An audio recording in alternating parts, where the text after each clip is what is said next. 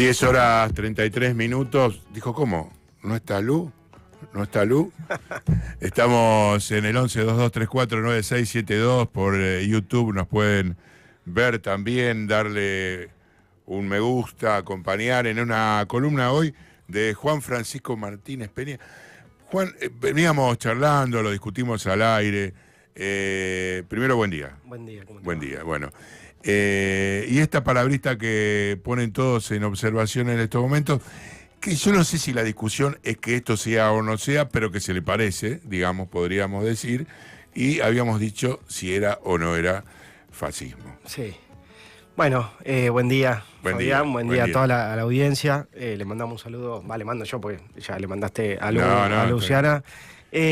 Bueno, mira, para mí es un tema que tiene varias aristas, ¿no? Para mí tiene una arista más, si se quiere, epistémica, o sea, en términos de conocimiento. Tiene otra arista, si se quiere, más política, programática, estratégica. Y después tiene una arista, si se quiere, más coloquial. O sea, vos coloquialmente le podés decir facho cualquier cosa, digo, no creo que sea muy problemático, digamos, ¿no? Pero bueno, nosotros no nos podemos manejar, quiero decir, en esa liviandad. A esa liviandad, digamos, ¿no? En términos de discusiones teórico-políticas más profundas, claro, que además intenten tener un impacto sobre la realidad, ¿no? Quiero decir, si uno diagnostica la realidad de cierta manera y trabaja en esa línea, que es lo que se supone debería ser, a veces no pasa así, a veces es toda la bola, ¿no? Pero digo, más o menos, y le raza el vizcachazo. Quiero decir, por ejemplo, ¿no? Yendo a algo más puntual, cuando aparece Milei y todo el mundo se caga la risa, no sé qué, bueno, te terminó ganando, digamos, ¿no?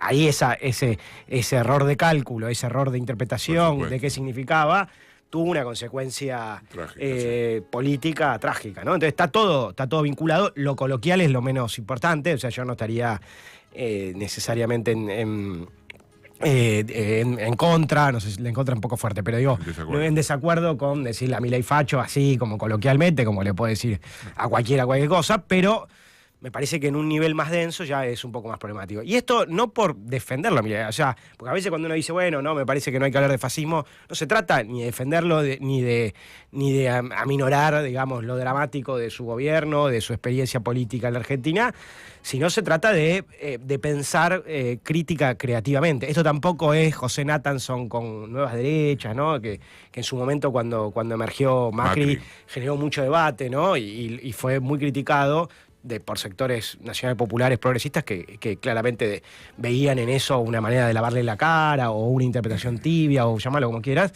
No se trata tampoco de eso, sino se trata de, en todo caso, intentar entender, digamos, en su particularidad, la experiencia de Milei, pero sobre todo, y a mí quiero insistir mucho con esto, la experiencia particular de América Latina, del sur, de la Argentina, ¿no? Y donde hay algo fundamental, es que nosotros tenemos que pensar de manera situada, crítica, nuestra historia y nuestra cultura y nuestros problemas, ¿no?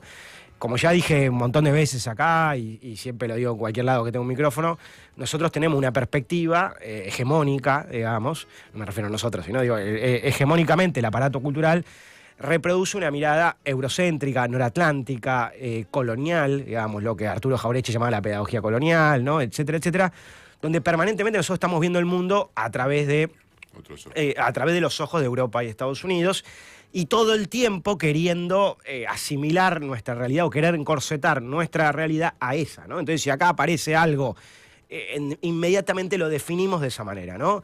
Vos fíjate, un ejemplo que quiero dar de esto, que es cómo Sarmiento en el Facundo veía a los federales, ¿no? El Sarmiento en el Facundo ve a los federales como bárbaros, ¿no? Como salvajes y todo esto, pero en un momento, varias veces al pasar, define a Rosas y a los federales a Rosas como un sultán y a los federales como musulmanes, ¿no?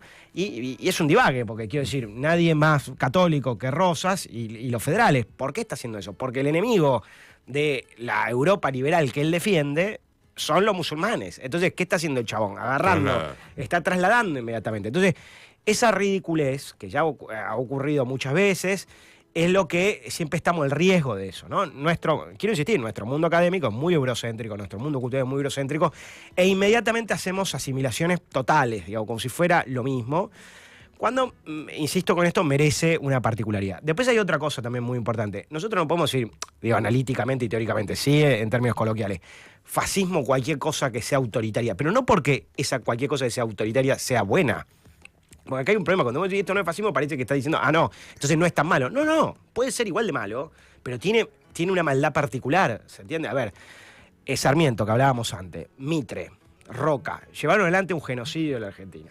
Promovieron discursos racistas, genocida, porteñocéntrico, un montón de cosas malas. Y entonces, ¿que los vamos a definir como fascismo también? O sea, quiero decir, la definición del fascismo es una definición totalmente ahistórica, digamos, totalmente universal, que se puede aplicar a todo tiempo y lugar en todo momento. No tiene mucho sentido. ¿Por qué? Porque el fascismo, en todo caso, lo que nosotros podemos sí decir es que hay movimientos políticos, culturales que son autoritarios, que son genocidas, que son aniquiladores del otro, en un sentido general, y después de ahí, después de ahí empezar a ver lo específico de cada uno. Quiero decir, el fascismo puede ser específico de tal experiencia europea, el liberalismo puede tener estas características, y después podemos trazar similitudes entre una cosa y la otra. Pero no podríamos decir, a ver, si el fascismo está caracterizado por un gobierno autoritario y por el aniquilamiento del otro, que es lo que pareciera ser lo básico, ¿no?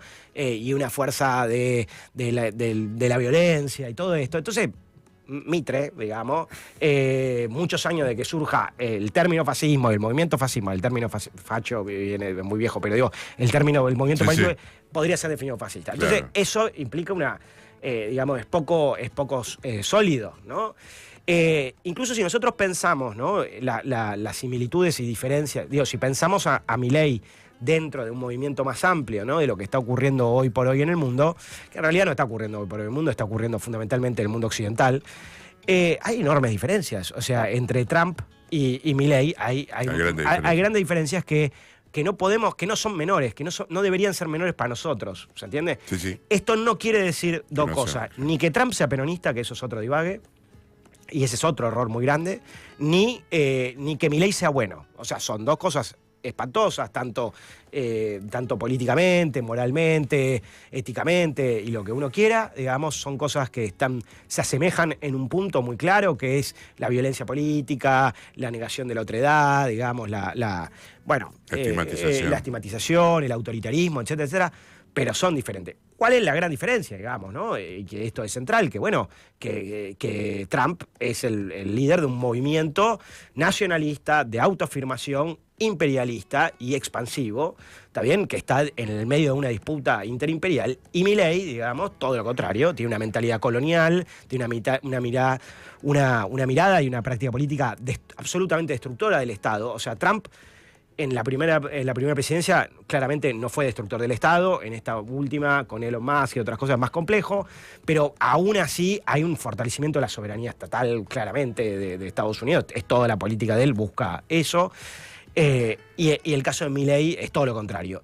Y eso no es menor. Quiero decir, no es. No, entiendo. No podemos así, pero es autoritario. Sí, pero autoritario también era Mitre, autoritario también era Roca. Y ese desarrollo que decimos que no es fascista, ¿necesita un encasillamiento? Sí, claro, por eso digo, a ver, nosotros, y lo hay, digamos, ¿no? Quiero decir, nosotros tenemos que entender, primero y principal, me parece clave, que hay algo fundamental que hablábamos la semana pasada cuando vine, que es que el fascismo cuando surge, digamos, ¿no?, en la década del 20, la década del 30, debido a los conflictos de la Segunda Guerra Mundial y la entreguerras, y la derrota, obviamente, del fascismo y el nazismo, terminó convirtiéndose en el mal con mayúscula, ¿no? Entonces, esto es inmediato. Cuando uno piensa en el mal, digamos, es fascista. No tiene otras versiones del mal. Y nosotros tenemos el holocausto, digamos, como dice un compañero que se llama Federico Pito, un militante intelectual afroargentino. Él habla del holocausto como el minuto cero del genocidio, de la violencia, como si no hubiera pasado nunca nada antes. Claro, ¿no? El armenio. El armenio, el latinoamericano. Claro. Nosotros estamos sentados en un continente en el cual hubo un genocidio tras otro permanentemente y del cual no hablamos, del cual no pensamos esa experiencia como una experiencia constitutiva, ¿no? O sea, y no quiere decir, obviamente, la Shoah, el holocausto fue dramático, fue terrible. Es más, yo incluso creo que cuando nosotros identificamos a cualquier cosa como fascismo, estamos banalizando eso, ¿no? Digo, bueno, no es lo mismo un campo de concentración que trolls en Twitter. Más allá de que los trolls en Twitter pueden ser terribles, no es lo mismo. Digo, ahí hay una cosa que se está banalizando, ¿no? No es lo mismo un genocidio a los pueblos originarios o el tráfico esclavista, la esclavitud, que bueno, esto de que un presidente diciendo barbaridades, que sí, es horroroso, pero no podemos poner todo en la misma línea. Entonces, hubo a partir de la Segunda Guerra Mundial y la entreguerras, tanto la derecha europea, liberal y noratlántica, como gran parte de la izquierda occidental, terminó construyendo un frente antifascista e identificando el fascismo con el mal, ¿no? Y eso era muy problemático, porque la otra vez yo lo comentaba, ¿qué es lo que está fallando ahí, digamos, ¿no? El sur, o sea, una perspectiva del sur, en el cual resulta que los imperios liberales eran igual o lo mismo de terribles que la Alemania nazi y la Italia fascista, igual de terribles, pero en un sentido en serio, digamos, quiero decir, en términos de autoritarismo, de racismo, de genocidios. No estamos hablando de que ahí sí no estamos simplificando. Entonces, se fue construyendo una idea del fascismo como el mal, que fue múltiples veces aplicada en la Argentina. Digo, la primera es cuando aparece Perón. Claro. Digo, la izquierda arremete con Perón, y ahí aparece lo que yo te decía antes, ¿no? Que es el error epistémico, teórico y práctico, porque la izquierda, digamos, por lo menos un sector mayoritario de la izquierda, en vez de ver la originalidad de Perón y en todo caso construir un apoyo crítico, o por lo menos, digo, no una posición frontal, fue y se abrazó con lo peor del liberalismo, lo peor de la élite argentina. O sea, la Unión Democrática, con esta idea de que Perón era fascista, derivó en esos frentes populares, en esos frentes liberales, digamos, que era lo que proponía la izquierda europea y el ejemplo, digamos, que había pasado en la entreguerras, y derivó en lo que derivó, ¿no? Una ruptura histórica muy trágica entre el peronismo y la izquierda. Perón, ¿qué tenía de fascista? Perón tenía que era nacionalista, que era militar, digamos, había masas, o sea, podía, si querés incluso, vamos a decir, podía tener algún ribete autoritario, tenía algún discurso anticomunista, un día estuvo en Italia. Digo, ¿era Perón fascista? No, digamos. Pero incluso quiero insistir, la izquierda podría, yo creo que era lógico, en gran medida, que la izquierda no apoyara absolutamente a Perón, que tuviera una mirada más bien, si se quiere, de apoyo crítico. Eso podía ser lógico. Ahora, oponerse resultó en un error estratégico, teórico, político. Y eso pasa hoy, ¿en qué sentido? Si nosotros identificamos a Milei con el fascismo, primero y principal, no comprendemos esto que te decía antes, ¿no? La diferencia geopolítica muy grande, las diferencias históricas. Y segundo, que lo que estamos diciendo de alguna manera es que hay un liberalismo bueno. ¿Está bien? Si nosotros no identificamos que la élite latinoamericana y argentina, sobre todo la Argentina, ha tenido, no solamente, pero sobre todo, ha tenido una tradición histórica liberal, y esto lo presentamos como algo diferente, estamos abonando también mucho esta idea de como una suerte de nueva derecha. Lo otro es, o sea, hay un liberalismo bueno, ¿está bien? Que puede llegar a haber, ¿no? Pero digo, hay un liberalismo bueno de la élite y hay un fascismo malo de Milei o algunos otros sacados, ¿no? Eso es un peligro muy grande. En la Argentina, históricamente, el liberalismo ha sido esto. De hecho, no solamente ha sido esto. Fue peor que sino que fue peor, digamos, ¿no? ¿Qué es peor, Milei o la Libertadora? O la autoproclamada Libertadora. Por supuesto, la Libertadora, digamos, ¿no? En términos de violencia. Y la Libertadora hizo toda una política explícitamente antifascista, quiero decir, identificando a Perón con el fascismo. Desde el otro lado, pero explícitamente, digo, todo el decreto 4161 del 56, digamos, es un decreto construido para desnazificar o sea, desperonizar en la lógica del desnazificar, ¿no? Ahora, esto parece como un diálogo de sordos ridículos, o sea, unos acusan a otro de fascista y lo están haciendo, ¿por qué? Porque permanentemente el marco de referencia que tienen es un marco que no da cuenta plenamente de la realidad. Yo no quiero decir, ojo, de vuelta, uno podría decir, bueno, pero ¿por qué hablas de liberalismo? Si el liberalismo también es europeo. Porque esta gente se expresa como liberales, tienen un montón de cosas que son verdaderamente liberales, pero también yo subrayo la diferencia entre este liberalismo y el liberalismo europeo. Por ejemplo, de vuelta, cuando nosotros decimos Ronald Reagan, Margaret Thatcher, Pinochet y la dictadura nuestra o Milei son neoliberales. Bueno, de vuelta, ¿qué es el neoliberalismo en el sur? El neoliberalismo en el sur no es el mismo, porque ahí el neoliberalismo europeo puede efectivamente ir desmantelando el estado de bienestar. Pero primero y principal, el estado de bienestar europeo y noratlántico no es el mismo que el nuestro, porque nosotros nunca lo pudimos realmente construir. Alcanzar. A, B, eso tocan algunas cosas, pero las bases últimas de la soberanía, este verso que nosotros nos hemos creído, de que el Estado se debilitó con la globalización, etcétera, etcétera, en parte tiene cierta lógica, pero en parte no. Y el neoliberalismo en América Latina no es fundamentalmente, debe ser definido como meramente neoliberal, sino como neoliberalismo neocolonial. O sea, si nosotros no le agregamos colonial a cada cosa que camina, digamos, y perdón que la obsesión, estamos empezando a agarrar el bizcachazo. De hecho, esto también lo ha dicho Cristina Kirchner, y esto que estoy planteando acá claramente va en la línea de lo que han planteado muchos autores y autoras en Argentina y América Latina, con la lógica, digamos, de pensar situadamente y desde el sur. Como yo decía en la columna de la semana pasada, si nosotros pensamos el fascismo y el liberalismo desde el sur, vamos a ver que es un monstruo con dos cabezas, ¿no?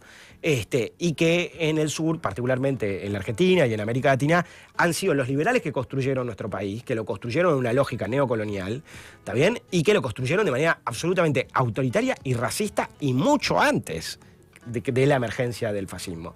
Y después la otra cosa que decíamos antes, ¿no? Que esto también es muy problemático, que es ese error de identificar los nacionalismos del norte y los nacionalismos del sur. Digamos, ¿no? Que esto también se ha hablado mucho, hay mínimamente un libro que recomiendo, que es el de Juan José Hernández Arregui, Nacionalismo y Liberación, pero hay un montón, ¿no? Que es entender, digamos, el nacionalismo de Trump o el nacionalismo de Meloni o el nacionalismo de Hitler y Mussolini. Todos esos nacionalismos son nacionalismos imperialistas. ¿Se entiende? Lo que define ese tipo de lógica es una voluntad de poder de expansión. Después podemos ver diferencias, ¿no? Pero los nacionalismos periféricos, que son los nuestros, tienen diferentes rasgos y no sé qué, pero son nacionalismos emancipatorios, de liberación, son nacionalismos que tienden a una lógica más igualitaria, etcétera, etcétera. Y bueno, me parece que todo esto es fundamental. Y es fundamental después para pensar políticamente. Si nosotros salimos realmente políticamente a hacer una alianza antifascista o un frente popular antifascista, primero y principal, estamos presuponiendo que hay un liberalismo bueno, importante en Argentina, que es dudoso. Y segundo, estamos tirando una consigna que acá no movilizamos. Que esto me parece fundamental, digamos. Y además hay otra cosa también clave. ¿Por dónde tiene que pasar el eje, entonces? No, y bueno, para mí tiene que... Pero pará, quiero decir otra cosa. Dale. Acá hay otra cosa muy importante, que es también, para mí, una incomprensión de por qué la gente votó a Milei. La mayoría de la gente votó a Milei porque el gobierno de Alberto Fernández es un desastre. Totalmente, sí, está claro. ¿Entendés? Entonces, el gobierno de Alberto Fernández es un desastre. De hecho, mira, vos fijate qué locura. La otra vez cuando salió con el perro, que no sabemos si es de él, ahí en lo de... Sí, en Neura. Sí, en Neura. Estaba con el coso de IP. Sí. La gente que... Yo soy muy masoquista, ¿no? Entraba a ver comentarios y en YouTube o en Instagram, sí, seguidores de él que decían, aguante que tiene el coso de IPF, pero boludo, si lo quiere lo quiere regalar. Claro, pero te das cuenta, pero bueno, esa pero eso es así, lo dicen ellos mismos. Obvio. Estatizaron mal IPF, pero qué suerte que hicimos convenio, ayer lo dijo con la empresa italiana de 100 millones de dólares. Pero por eso lo que te quiero decir es que la gente que lo votó también no sabe que él lo quiere privatizar, ¿se entiende? No, está clarísimo. ¿Entendés? Eso, entonces, sí. Lo que pasó con Milei, digamos, es que, bueno, realmente hubo una crisis política económica muy grande que viene arrastrando. Yo creo que todavía seguimos hay una historia de media o larga duración, que es el 2001, digamos. Ahí viste, rascás 2 minutos y aparece que se vayan todos de vuelta. De hecho, se canta también. Claro, se canta, por eso digo, no es una metáfora, ¿no? Se canta, y se canta de este lado, se canta del otro lado, ¿no? Y Milei es un nuevo momento del intento de una nueva política, que fue Néstor, que fue Macri, digamos, y que a partir del gobierno de Alberto Fernández fue tal la crisis y no sé qué. Y también hay que insistir, digo, fue tal las contradicciones internas y las luchas internas que, bueno, ¿qué vas a votar a esto? Que es un desastre, claro.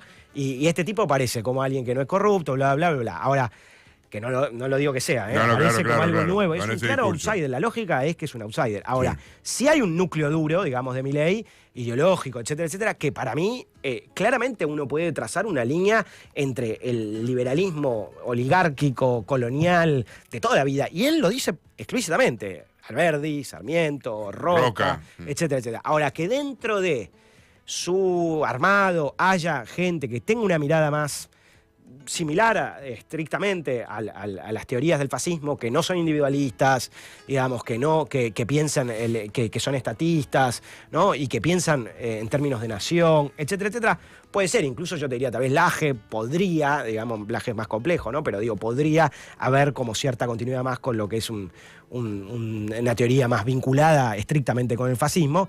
Puede ser, pero que Milei y el fenómeno tiene muchas cosas nuevas. De hecho, lo más novedoso es un liderazgo carismático, popular, explícitamente liberal, porque Menem era un liderazgo carismático, popular, pero no era explícitamente esto, sino que él se sostuvo por ser peronista, ¿no? Y hacer una melange ahí, una melange rarísima y horrorosa, un Frankenstein espantoso.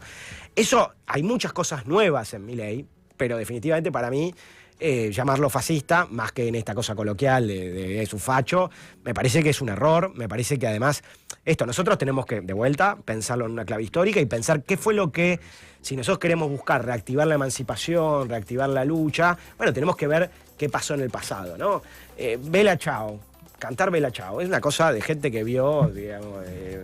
sexagenario como yo, digamos. No, y que vio La Casa de Papel. Quiero decir, ¿se entiende? La gente que se puede referenciar y estimular con estas cosas son gente de sectores medios, digamos, ¿no? Que están en ese mundo referencial, digamos. Yo creo que primero y principal hay que resolver el morfio de la gente, cuestiones socioeconómicas, bla, bla. Y después hay que reactivar lo que tradicionalmente ha sido nuestros mitos fundacionales populares, ¿no? Digamos, la lucha antifascista en Italia. Que está bien, digamos, no me parece mal. Pero vos te imaginás que en Italia están reivindicando la lucha de San Martín, la lucha de Bolívar, la lucha de Juan Azurduy o el peronismo. No, somos nosotros los que permanentemente, digamos, en una lógica... Bueno, pero ellos son más potentes, la respuesta que te dan, ¿no? Y claro, ellos ya están ahí, digamos. Bueno, pero por eso mismo, pero para estar ahí en ese sentido, no tenemos que hacer eso. Tenemos que mirar hacia nuestro pasado, nuestra historia, digamos que hay una larga historia de luchas populares, y construir desde ahí, digamos. Milei le vamos a ganar con una recuperación, digo, después le vamos a ganar con medidas de verdad y concreta y con unidad, con una unidad nacional popular antioligarquía, pero después con todo un marco, digamos, referencial que tiene que ver con la historia más reciente y con la historia más larga de América Latina, no con puede tener un condimento, si querés, pero eso no puede ser el centro. Y el fascismo y la lucha antifascista no ha sido históricamente el centro de nuestra trayectoria política, con lógica, porque es otra trayectoria política, ¿se entiende? Definitivamente, entonces, no se trata de fascismo.